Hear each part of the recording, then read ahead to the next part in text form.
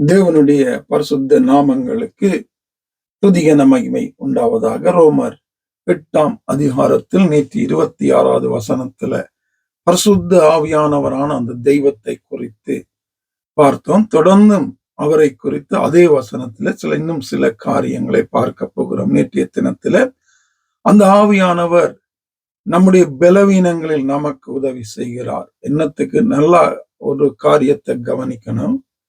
பலவீனங்கள் அவர் உதவி செய்கிறார் என்னத்துக்கு என்றால், ஒன்றே ஒன்று, அந்த பலவீனத்திலிருந்து மீண்டு அதுல விழுந்து விடாதபடி தேவனுக்குரிய ஒரு வாழ்க்கை வாழ வேணும். இதுக்குத்தான் அவர் உதவி செய்கிறார். இந்த பலவீனத்துல வாழும்படி அவர் உதவி செய்யல.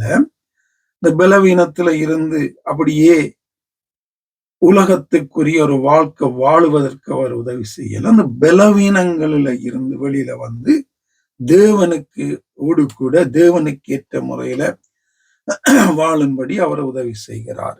26வது வசனம், உதவி செய்கிறார். நாம் ஏற்றபடி வேண்டிக் கொள்ள வேண்டியது என்னதென்று அறியாமல் இருக்கிறபடியால் ஆவியானவர் தாமே வாக்கு கடங்கா பெருமூச்சுகளோடு நமக்காக வேண்டுதல் செய்கிறார்.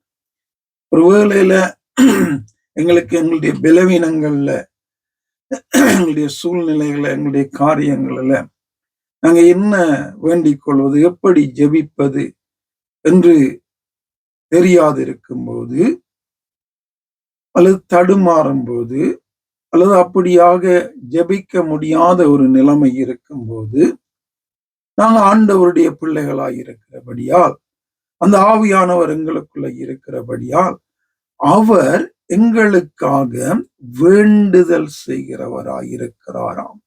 எண்ணுக்கடங்கா பெருமூச்சுகளோடு கூட நமக்காக வேண்டுதல் செய்கிறார். எங்களை நல்லாக அறிந்த அந்த தெய்வம், அவரோடு கூட நாங்க வாழும்போது, அந்த ஆவியானவரை நாங்க நன்றாக புரிந்து அவரோடு கூட நாங்க நடக்கும்போது, வாழும்போது, எங்களுடைய பலவீனங்களில, எங்களுடைய சூழ்நிலைகளில, எங்களுடைய காரியங்களில ஒருவேளை நாங்க தடுமாறும் போது, ஜெபிக்க முடியாது இருக்கும்போது, வேண்டுதல் செய்வது என்னத்துக்கு எப்படி ஜெபிப்பது என்று தெரியாது இருக்கிற சூழ்நிலையில கூட அவர் எங்களுக்காக வேண்டுதல் செய்கிறார். எப்படிப்பட்ட ஒரு நல்ல தெய்வம், நல்ல ஆவியானவர் என்று பாருங்க. அப்ப இந்த ஆவியானவரை நாங்க சரியாக புரிந்திருக்க வேண்டும். இந்த ஆவியானவரை சரியாக விளங்கிக் கொள்ள வேண்டும். அவர் ஒரு தெய்வம். அது மட்டுமல்ல, அவர் எங்களுக்குள்ளே வாசம் பண்ணுகிறார். அது மட்டுமல்ல, அவருடைய பிரதான நோக்கம் தேவனோடு வாழ்ந்து தேவனிடத்தில் நாங்க போக வேண்டும். அதற்காக அவர் வரங்களை தருகிறார், தாளந்துகளை தருகிறாரு, எங்களோடு பேசுகிறாரு, உணர்த்துகிறாரு, கண்டிக்கிறாரு, தேவனுக்கு ஏற்ற ஒரு வாழ்க்கை வாழ வைக்கிறாரு, வேதத்தை கற்று தருகிறாரு, அவரை ஆராதிக்க வைக்கிறார். இப்படி அநேக காரியங்களை இந்த ஆவியானவர் ஒரு மனிதனுக்குள்ளாக இருந்து அவர் செய்கிறார். எப்படியாயினும் பரலோகத்துக்கு போய்விட வேண்டும், தேவனிடத்துல போய்விட வேண்டும், என்ற அழைப்புக்குள்ள, அந்த நித்தியத்துக்குள்ள சென்று விட வேண்டும், உதவி செய்கிறார். அப்ப இந்த ஆவியானவரை பெற்றிருக்கிற நாங்க இந்த ஆவியானவரை சரியாக புரிந்து அவருடைய சத்தத்தை, அவருடைய உணர்த்துதலை, கண்டித்தலை அறிந்து கொள்ளத்தக்கதான ஒரு வாழ்க்கை நாங்க வாழணும். இதுதான் முக்கியம்.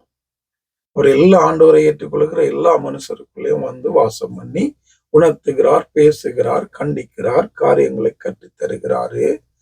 இதை நாங்க உணர்ந்து கொள்ள முடியாத ஒரு சூழ்நிலையில அநேகர் இருக்கிறோம். காரணம் என்னன்னா, அந்த ஆவியானவரை நாங்க சரியாக புரிஞ்சு கொள்ளல. அதனால அவருடைய சத்தத்தை, அவருடைய உணர்த்துகளை கேட்கிற அந்த பக்குவம், அந்த காரியங்கள், அந்த நிலைமைக்குள்ள நாங்க எங்களால வாழ முடிகிறது இல்லை அநேக நேரங்கள்ல.